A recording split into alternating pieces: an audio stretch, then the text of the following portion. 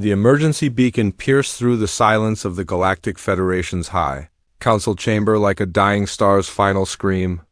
Council members from dozens of worlds sat frozen as the holographic display showed sector after sector vanishing into darkness. The Devourers had consumed 3 more star systems in the past week, leaving nothing but empty void where billions of lives once thrived. High Chancellor? Voron's tentacles writhed with anxiety as he addressed the assembled leaders. His species had survived countless wars across millennia, but nothing had prepared them for this. The crystalline entities moved like living storms through space, their hunger endless and their method of destruction beyond comprehension. They consumed energy itself, draining stars until they collapsed and worlds until they cracked like eggs. "The Zephyrian battle fleet is gone," announced Admiral Kess, her voice hollow with defeat. "All 47 ships, along with their crews." The Devourers absorbed their weapons fire and grew stronger. The tactical display showed the aftermath of the battle, or rather, the complete absence of anything where the battle had occurred. Council. Member after council member reported similar failures. The Altarian Mind Warriors had tried to communicate with the entities, only to have their consciousness devoured. The Centauri war mechs, each the size of a small moon, had been reduced to scrap metal in minutes. Even the legendary Titan Guard, heroes who had defended the galaxy for 1,000 years, had vanished without a trace when they confronted the crystalline swarm. "We need something different," said Chancellor Voron, his voice barely above a whisper. "Something the galaxy has never seen before." His aide, a young Proximan named Deal, nervously approached the podium with a data tablet. The information on the screen made even the hardened military leaders gasp in surprise. "There is one species we haven't contacted," Deal said, his voice trembling. "A newly discovered world called Earth. Our scouts report that these creatures call themselves humans, and they have something unique. They breed heroes naturally.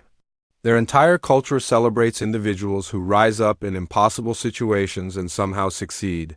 The chamber erupted in desperate murmurs. Earth was barely a footnote in the galactic database, a primitive world that had only recently developed faster-than-light communication. Their technology was laughably basic compared to Federation standards, and their military consisted of projectile weapons and chemical explosives. "What makes you think these humans can succeed where the greatest warriors in the galaxy have failed?" asked General Corvin, his scarred face twisted with doubt. The Devourers had personally destroyed his homeworld, leaving him with nothing but a burning desire for revenge. Deal activated another display showing intercepted human communications. "They have stories, legends, entire mythologies built around individuals who face impossible odds and win. They call them heroes, and according to our analysis, they produce them consistently. When faced with extinction, they don't give up. They adapt, they improvise, they find ways to turn weakness into strength." The evidence was compelling in its strangeness. Humans had a documented history of defeating larger, more advanced enemies through tactics that defied military logic. They had survived ice ages, plagues, and countless wars by refusing to accept defeat. Their entertainment was filled with stories of ordinary individuals becoming extraordinary when faced with overwhelming challenges. "Their psychology is unlike anything we've encountered," continued Deal. "They don't see impossible situations, as reasons to surrender. They see them as puzzles to be solved. Our behavioral analysts believe that if anyone can find a way to defeat the Devourers, it would be these humans." Chancellor Voron made the decision that would change the course of galactic history. "Send the message," he ordered. "Tell them we need their heroes. Tell them the galaxy depends on it." The transmission to Earth was simple and direct. The Federation explained the crisis, showed the devastation, and made their request clear. They needed Earth's greatest champions, their most skilled warriors, their legendary heroes who could face the impossible and somehow win. Earth's response arrived faster than expected. A single ship launched from the blue planet's surface, carrying what the humans claimed were their finest problem solvers. The Federation leaders were confused by the terminology, but assumed it was a cultural difference. "Heroes, champions, problem?" Solvers? The words didn't matter as long as they could fight. The human vessel was small and unremarkable, built with the same primitive technology that characterized the entire species. It carried no visible weapons, no energy shields, no advanced defensive systems. The Federation's military analysts were baffled by its simplicity, but they had learned not to judge alien technology by appearance. As the ship approached the Federation's capital station, communication channels crackled with anticipation.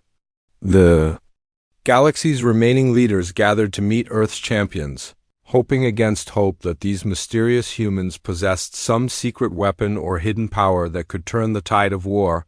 The docking bay fell silent as the human ship's airlock opened. What emerged was not what anyone expected.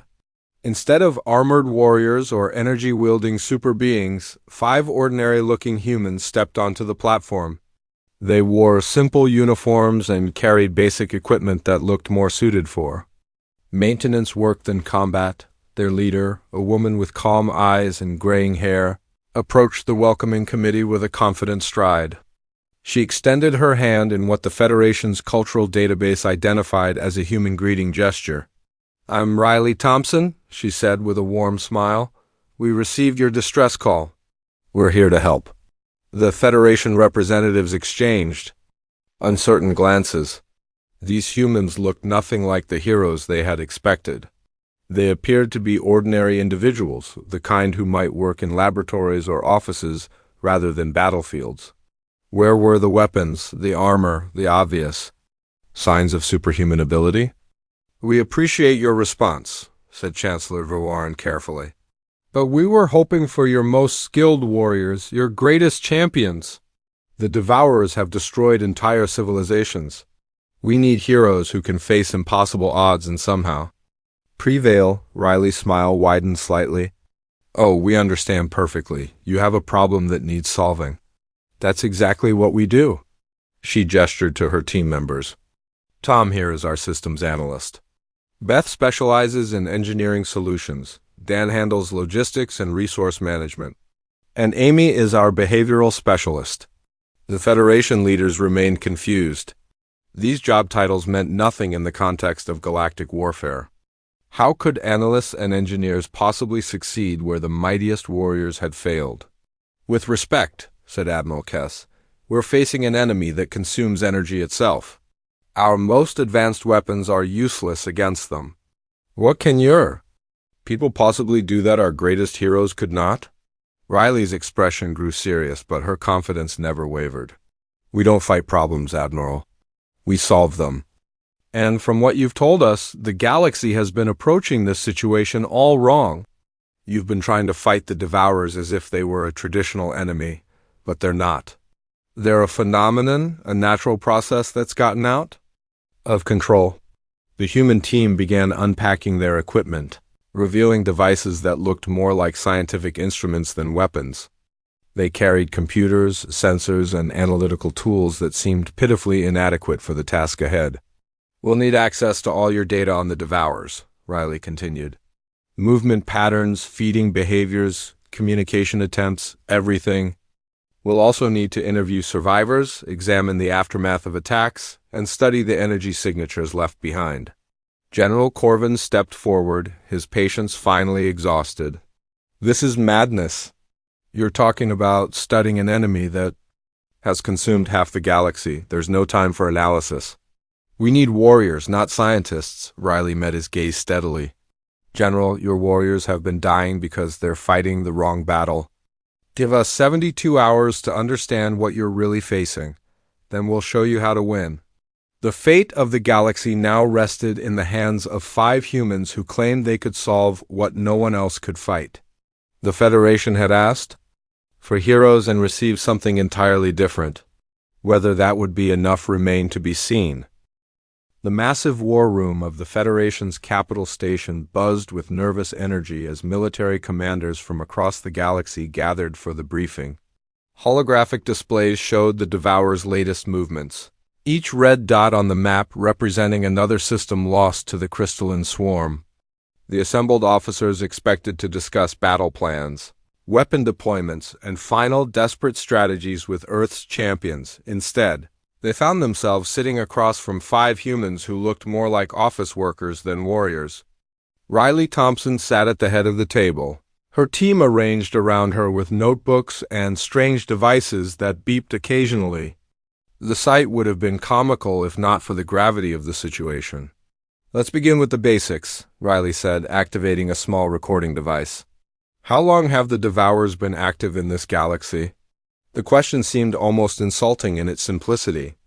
Every being in the room knew the answer. Admiral Kess shifted uncomfortably. "They first appeared 80 months ago in the Outer Rim. We've been fighting them ever since." Her voice carried the weight of countless battles and devastating losses. Tom, the systems analyst, looked up from his notes.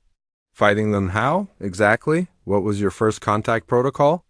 The question drew confused stares from the military leaders. First contact protocols were for meeting new species, not for dealing with galaxy-consuming monsters. "We sent a diplomatic envoy," replied Chancellor Va'arin.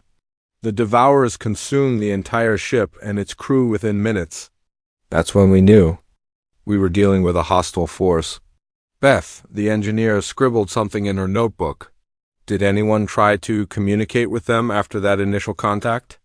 Any attempts at negotiation or information exchange?" The very suggestion seemed absurd to the assembled officers. General Corvin slammed his fist on the table. "You don't negotiate with entities that consume everything in their path. The Devourers are pure destruction. They exist only to feed and grow stronger." "That's an assumption," said Amy, the behavioral specialist. "Every species we've encountered has motivations, even if they're not immediately obvious.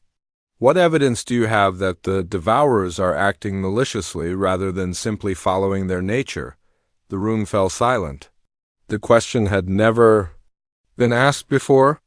The Federation's response to the Devourers had been purely reactive, driven by fear and desperation rather than understanding. Don, the logistics coordinator, pulled up a holographic display showing trade routes and supply lines. "I need to understand the economic impact. Which systems were hit first? Is there any pattern to the attacks? Are they targeting specific resources or populations?" "They're targeting everything," said Admiral Kess, her voice rising with frustration. "They consume stars, planets, ships, energy, matter. Nothing survives their passage," Riley nodded thoughtfully. "But they must have started somewhere. Show us the progression of attacks over time." The display shifted to show a timeline of the Devourer incursions, each attack marked with precise coordinates and timestamps. Tom studied the pattern intently. "These aren't random attacks. Look at the spacing, the timing, the energy signatures of the targeted systems. There's a logic here that we're missing." The Federation leaders watched in growing bewilderment as the humans dissected their greatest crisis like a research project. These people weren't preparing for battle. They were treating the Devourers like a puzzle to be solved. "What about their physical composition?" asked Beth. "You've engaged them in combat. What did your sensors detect? What are they made of?" General Corvin activated a tactical display showing the crystalline entities. "They appear to be living crystal formations, but they emit energy signatures unlike anything in our databases. Our weapons pass right through them, and they seem to absorb the energy from our attacks." "Living crystal," Riley repeated. "That's fascinating. Do they reproduce? Have you observed any increase in their numbers?" "They grow," said Admiral Kess. "Each time they consume a star system, they become larger and more numerous. We believe they reproduce by division, creating new entities from the energy they absorb." Amy made more notes, so they're not just destroying randomly. They're following a biological imperative to feed and reproduce. That's completely different from malicious intent. The human team spent the next several hours asking questions that seemed irrelevant to warfare. They wanted to know about the Devourers' movement patterns, their energy consumption rates, their apparent hierarchy. They asked about the composition of consumed systems, the types of stars that were targeted, and the aftermath of attacks. "This is a waste of time," General Corvin finally exploded. While you're asking questions, they're consuming more worlds. We need action, not analysis. Riley looked up from her notes with surprising calm. General, your people have been taking action for 18 months. How has that worked out? The question hung in the air like a challenge. We've saved millions of lives through evacuation efforts, Admiral Kess replied defensively. We've slowed their advance through tactical strikes and defensive positioning. But you haven't stopped them, Tom observed. In fact, based on your own reports, they're accelerating. Each attack is happening faster than the last. The truth was uncomfortable but undeniable. The Federation's military response had been heroic, but ultimately futile. Their greatest warriors had died bravely, but the Devourers continued their inexorable advance. Beth stood up and walked to the main display. Show me the energy readings from your most recent engagement. The data appeared on screen, showing massive spikes and fluctuations that made no sense to conventional analysis. These readings are all wrong, she said, studying the patterns. Your weapons aren't just failing to damage them. They're actually feeding them. Every time you fire an energy weapon, you're making them stronger. The room erupted in shocked murmurs. The Federation's entire military doctrine was based on energy weapons. If those weapons were actually helping the enemy, then every battle had been worse than useless. Riley stood up and addressed the assembled leaders.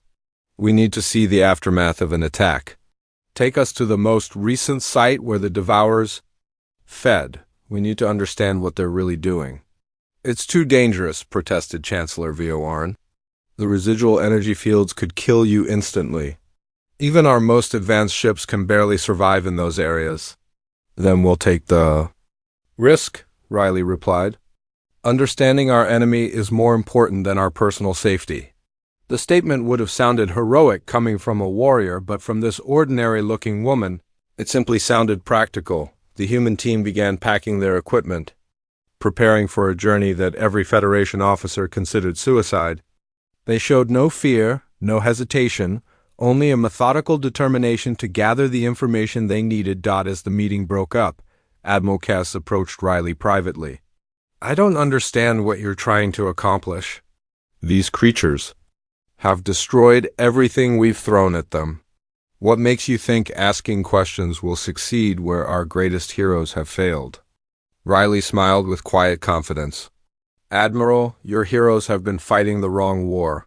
They've been trying to destroy an enemy that can't be destroyed. We're going to find out what the Devourers really want, and then we're going to give it to them. The Federation leaders watched the humans leave with a mixture of hope and despair.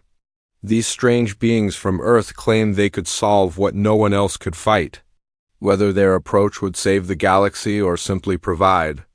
The Devourers with 5 more meals remained to be seen. As the war room emptied. One thing was clear, the age of traditional warfare was ending.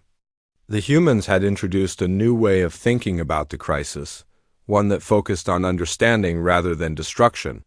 The galaxy's fate now depended on whether this unconventional approach could succeed where heroic sacrifice had failed. The Devourers continued their advance, unaware that they were about to face something they had never encountered before. Humans who refused to fight them on their own terms.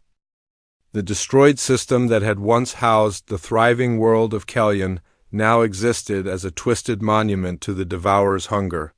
Space itself seemed wounded here, crackling with residual energy that made even the Federation's most advanced sensors scream warnings.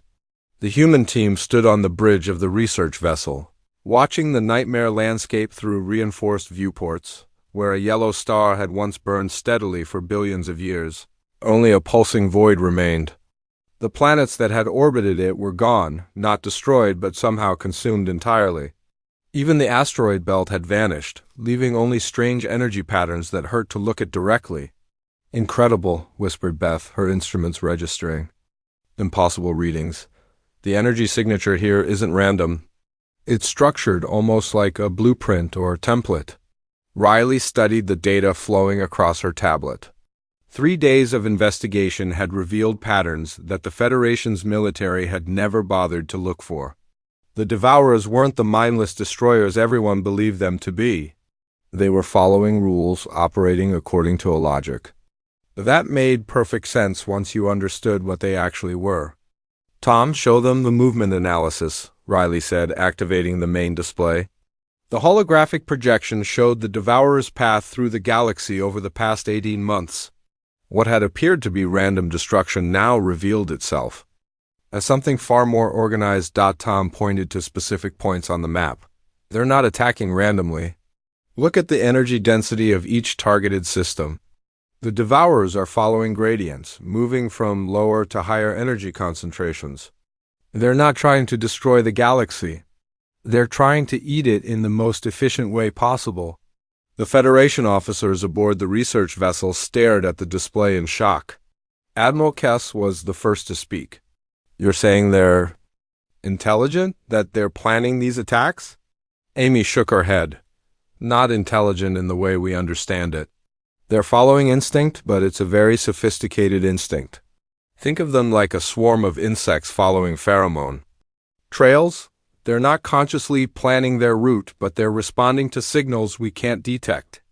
Don activated another display showing the Federation's technology distribution across the galaxy. The signal they're following is us. Every energy weapon, every power core, every advanced technology we use produces a specific type of energy signature. To the Devourers, we're like a trail of breadcrumbs leading them to their next meal. The revelation hit the assembled officers like a physical blow. For 3,000 years, the Federation had been unknowingly cultivating the perfect food source for these creatures. Every advancement in technology, every new energy source, every expansion into space had been making the galaxy more attractive to the Devourers. That's impossible, protested General Corvin. Our technology is completely different from theirs. How could they be compatible? Beth pulled up her analysis of the energy readings. They're not compatible. They're complementary. The Devourers consume the specific type of energy that our technology produces. It's like they evolved to feed on civilizations exactly like ours. Riley walked to the viewport and stared out at the consuming void. The question is, did they evolve naturally or were they created? Either way, they're not our enemy. They're just following their nature. Following their nature? General Corvin's voice was thick with rage. They've killed billions of people. They've destroyed entire civilizations. How can you call that natural? Tom looked up from his calculations. Because it is natural. The Devourers don't understand death or destruction the way we do. They see energy concentrations and they consume them. The fact that those concentrations happen to be our cities, our ships, our people, that's just coincidence from their perspective. The implications were staggering. The Federation had been fighting an enemy that didn't even know it was in a war. The Devourers weren't evil or malicious. They were simply following their biological programming, consuming energy wherever they found it most concentrated. So what do we do? Asked Admiral Kess. If we can't fight them, if our very existence attracts them, how do we survive? Riley turned back to the group with a smile that would have seemed impossible in the face of such devastation. We give them what they want, but somewhere else. She activated a star chart showing the galaxy's spiral arms. The Devourers are following energy gradients to inhabited systems because that's where the highest concentrations exist. But what if we could create even higher concentrations in uninhabited areas? Don highlighted a series of dead star systems along the galaxy's rim. These systems are rich in exotic matter and residual energy from ancient supernovas.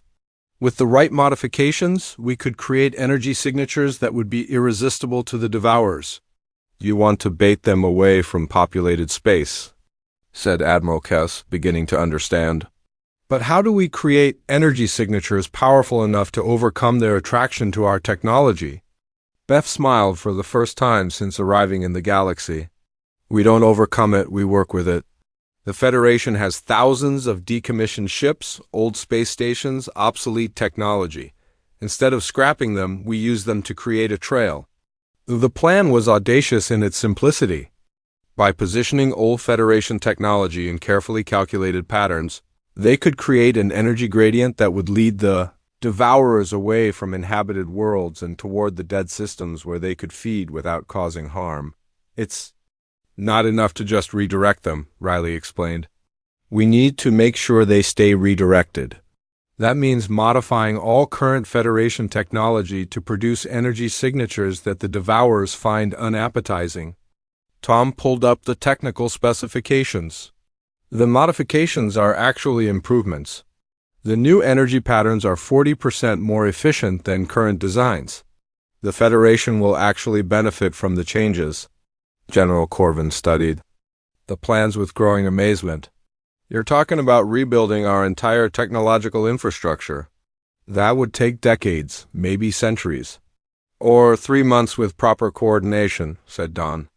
The Federation has the manufacturing capacity. You just need to prioritize the right projects. Amy added the crucial psychological element. We'll need to coordinate the transition carefully. The Devourers will notice the change in energy patterns. If we modify everything too quickly, they might abandon their current path and scatter throughout the galaxy. Riley activated a simulation, showing the plan in action. We create the energy trail using decommissioned equipment. The Devourers follow it to the dead systems where they can feed safely. Meanwhile, we gradually modify all active technology to produce energy signatures they find uninteresting. Within 6 months, the galaxy becomes invisible to them.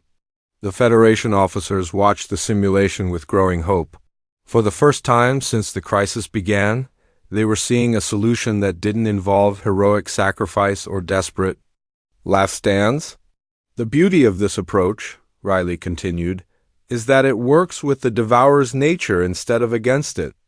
We're not trying to destroy them or change them. We're just giving them a better place to do what they do naturally. Admiral Kess shook her head in wonder. 18 months of warfare, and the solution was to feed them somewhere else. The solution was to understand them, Riley corrected. Your warriors were brave, but they were fighting the wrong battle. Sometimes the best way to defeat an enemy is to realize they're not actually your enemy. The research vessel turned away from the consumed system and headed back toward Federation space.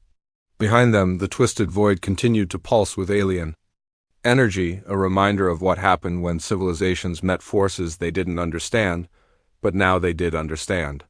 The Devourers weren't monsters or invaders. They were simply following their programming, consuming energy wherever they found it. The galaxy's salvation lay not in fighting them, but in giving them exactly what they wanted in a place where it wouldn't hurt anyone. The age of heroes was ending. The age of problem solvers had begun. The Federation's industrial worlds had never seen such coordinated effort. Across dozens of systems, factories that had been producing weapons of war suddenly shifted to manufacturing energy emitters and signal amplifiers. The human plan required precision timing and massive resources, but the alternative was extinction. Riley stood in the command center of the Federation's capital station, watching status reports flood in from across the galaxy. The first phase of the operation was nearly complete. Thousands of decommissioned ships had been positioned in a carefully calculated pattern, creating an energy trail that stretched from the Devourer's current location to the dead systems on the galaxy's rim. Energy Beacon 77 Alpha is online, reported Dan, his voice steady despite the magnitude of what they were attempting. That completes the primary trail. The Devourers should be able to detect it from their current position. Tom looked up from his monitoring station. I'm seeing movement in the swarm. They're definitely responding to the energy signature. On the main display, the massive crystalline entities began to shift their course, following the invisible trail of energy like bloodhounds following a scent. Beth worked frantically at her engineering console, coordinating the technology modifications. Across the galaxy, manufacturing complexes on Rigel Prime and Centauri Station are reporting completion of their retrofit programs. We're ahead of schedule on the energy signature modifications. The plan was working, but they were walking a tightrope. The energy trail had to be strong enough to attract the Devourers away from populated systems. but not so strong that it would cause them to scatter or change their behavior unpredictably. Amy monitored the devourers' behavioral patterns, watching for signs of confusion or agitation. They're maintaining formation and following the trail consistently. No sign of random movement or aggressive behavior changes. The first critical moment came when the devourers reached the junction point where the energy trail diverged from the path toward inhabited worlds. The galaxy held its breath as the crystalline swarm approached the decision point. "They're slowing down," reported Tom, his voice tense with anticipation. "Energy readings are fluctuating." They're analyzing the new signal. On the tactical display, the devourers appeared to pause, their crystalline forms pulsing with internal energy as they processed the new information. For a terrifying moment, it seemed they might ignore the trail and continue toward the populated systems. Then, as one, the entire swarm turned toward the dead systems. The energy signature was too rich, too abundant to ignore. The devourers followed the trail eagerly, their hunger driving them away from the living worlds and toward the feast that awaited them. "It's working," breathed Admiral Kess, hardly daring to believe what she was seeing. "They're actually following the trail." Riley nodded, but her expression remained focused. "Phase 1 is complete, but we're not done yet. Don, initiate Phase 2. Begin the systematic modification of all active Federation technology. Across the galaxy, the real work began. Every power core, every energy weapon, every advanced system had to be modified to produce energy signatures that the devourers found. Uninteresting. It was a massive undertaking, requiring the coordination of thousands of worlds and millions of technicians. The process wasn't without its challenges. Some systems resisted the modifications, requiring creative engineering solutions. Others worked too well, producing energy signatures so bland that they barely functioned.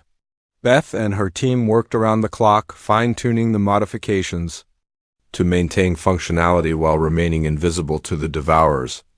"We're getting reports of increased efficiency from the modified systems," Beth reported. "The new energy patterns are actually superior to the original designs in most cases." The irony wasn't lost on anyone. In solving the devourer crisis, the humans had accidentally improved the Federation's entire technological infrastructure. The modifications that made them invisible to the creatures also made their technology more efficient and reliable. Meanwhile, the devourers continued their journey toward the dead systems, following the energy trail like a river flowing toward the sea. Their crystalline forms pulsed with anticipation as they approached the richest energy concentrations they had ever encountered.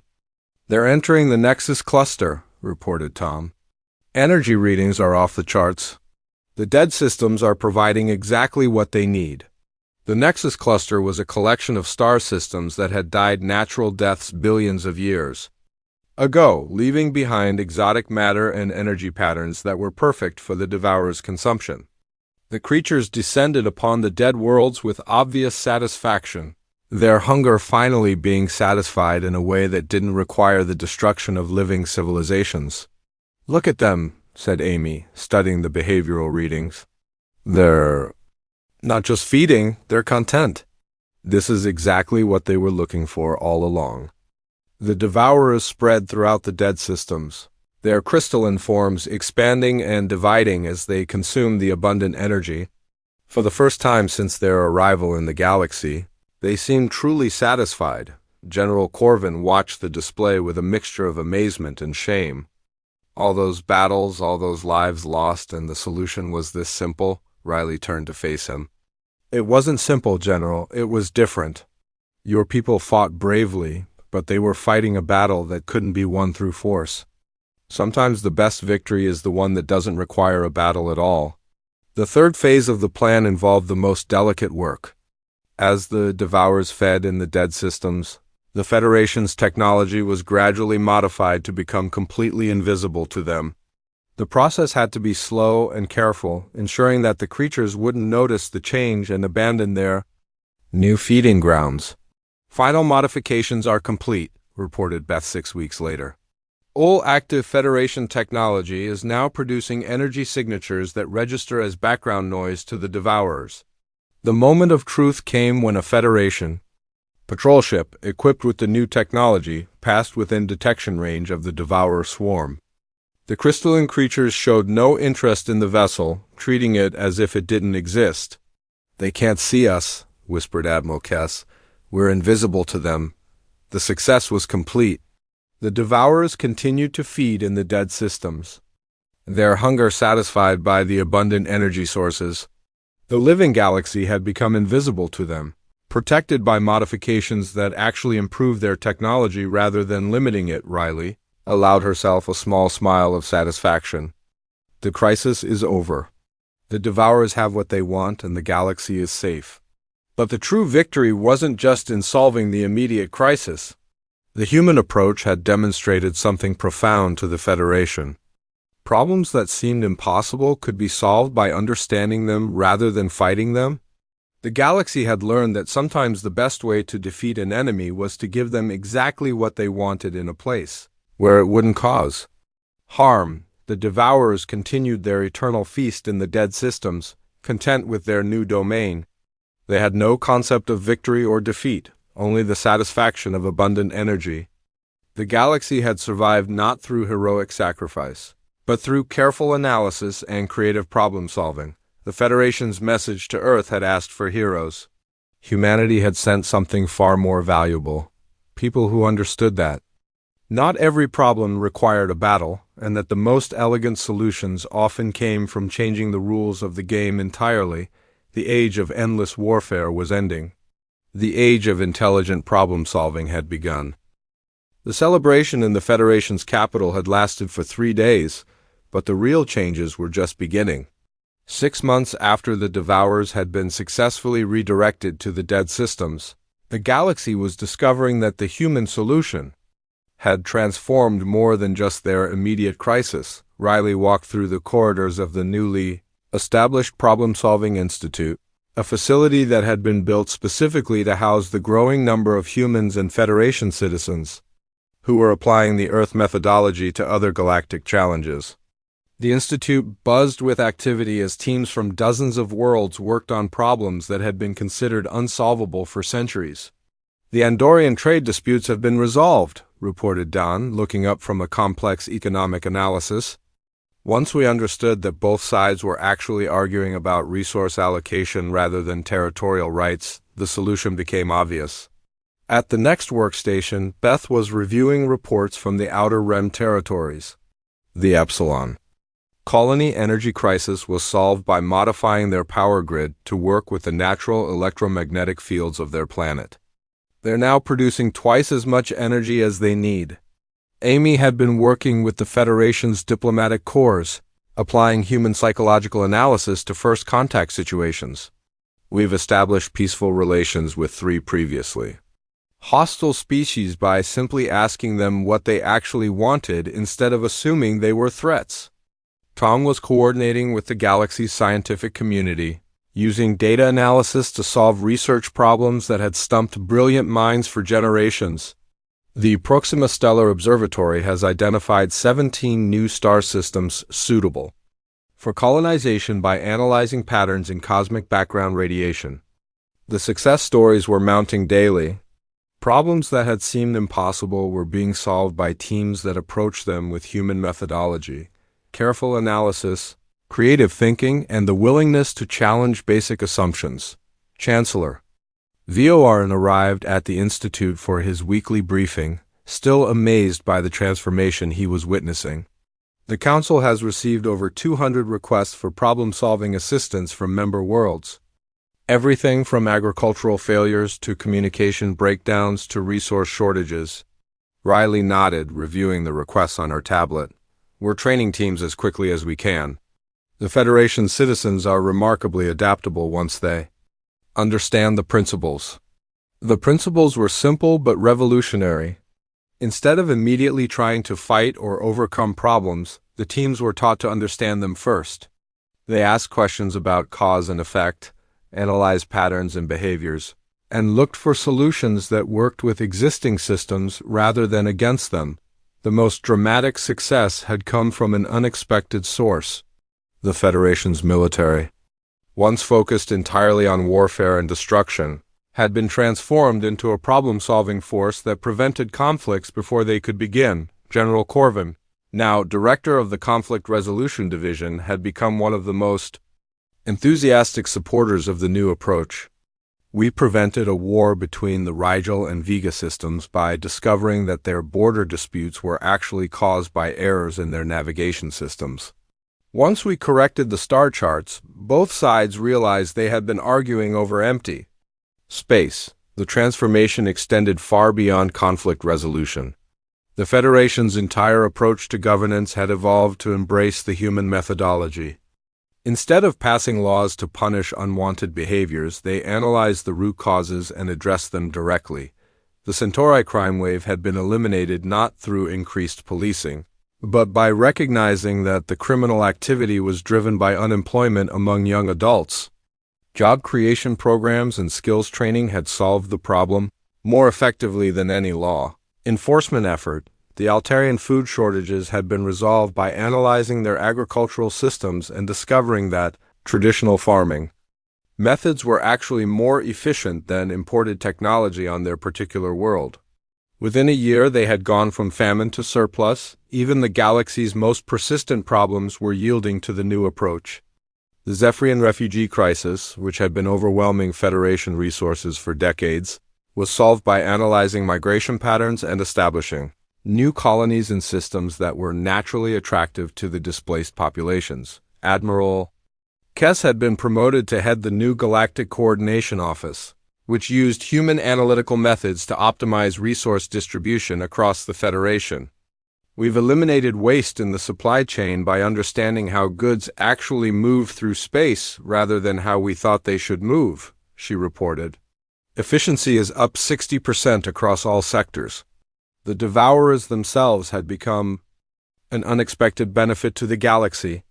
Their consumption of dead star systems was accelerating the natural recycling of cosmic matter, creating new stellar nurseries where young stars could form. The dead zones they had once created were becoming the birthplaces of future solar systems. They're actually improving the galaxy's long-term stellar formation rate, reported Dr. Nex, the Federation's chief astrophysicist. What we thought was destruction was actually a necessary part of cosmic renewal. Riley stood at the observation deck of the Institute, watching ships from dozens of worlds carrying the modified technology that had made their solution possible. The energy signatures that made them invisible to the Devourers had become the new galactic standard. Improving efficiency while maintaining safety. Tom joined her at the viewport, holding a communication tablet filled with new requests for assistance. The Outer Rim colonies are reporting a 90% reduction in technical failures. Since implementing the new energy systems, they want us to help them optimize their communication networks next. Beth approached with her own set of reports. The Andorian Engineering Corps has requested training in human problem-solving methods. They want to apply our techniques to their terraforming projects. Amy carried news from the diplomatic front. 3 more species have requested Federation membership after seeing how we resolve their conflicts with existing members. Peaceful integration instead of territorial disputes. Don brought economic reports that showed the true scope of the transformation. Galactic productivity is up 40%.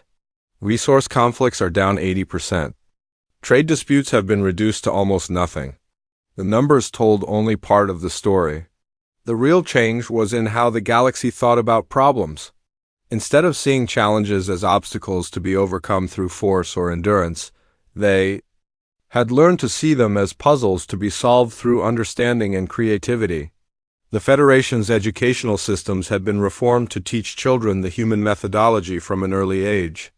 Problem-solving had become as fundamental as mathematics or language, preparing the next generation to face challenges with analysis rather than assumptions. Chancellor Vorn visited the Institute regularly, still amazed by the transformation his civilization had undergone. When we sent that first message to Earth, we thought we were asking for warriors to fight our battles.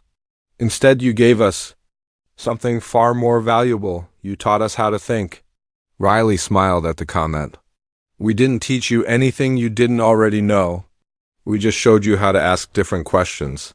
The observation deck offered a view of the galaxy. That would have been impossible 6 months earlier. Ships moved freely between systems without fear of the devourers. Trade routes that had been abandoned were reopening. New colonies were being established in systems that had been considered too dangerous to approach. The Council is considering a proposal to establish problem-solving institutes in every major system, Chancellor Voarn continued. They want to ensure that this methodology becomes a permanent part of Federation culture. The proposal was more than just institutional reform. It represented a fundamental shift in how the galaxy approached existence itself. Instead of reacting to problems after they occurred, they were learning to understand the patterns that created problems and address them at their source. The Devourers continued their feast in the dead systems, completely unaware of the revolution they had inadvertently triggered. Their simple act of following their nature had taught the galaxy a profound lesson about the power of understanding over force.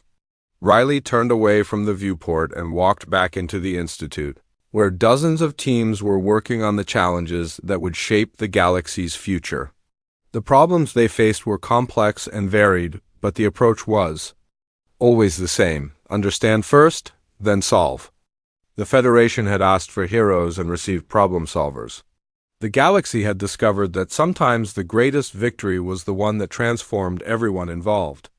The age of heroic sacrifice had ended, replaced by an age of intelligent cooperation.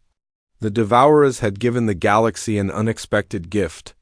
In forcing them to understand rather than fight, they had taught an entire civilization how to solve problems instead of simply enduring them. The future belonged not to those who could fight the hardest, but to those who could think the clearest. And in the dead systems on the galaxy's rim, the crystalline entities continued their eternal dance, content in their domain, unaware that they had become the unlikely teachers of a new way of existence. The galaxy had learned that sometimes the best way to defeat an enemy was to realize they were never your enemy at all.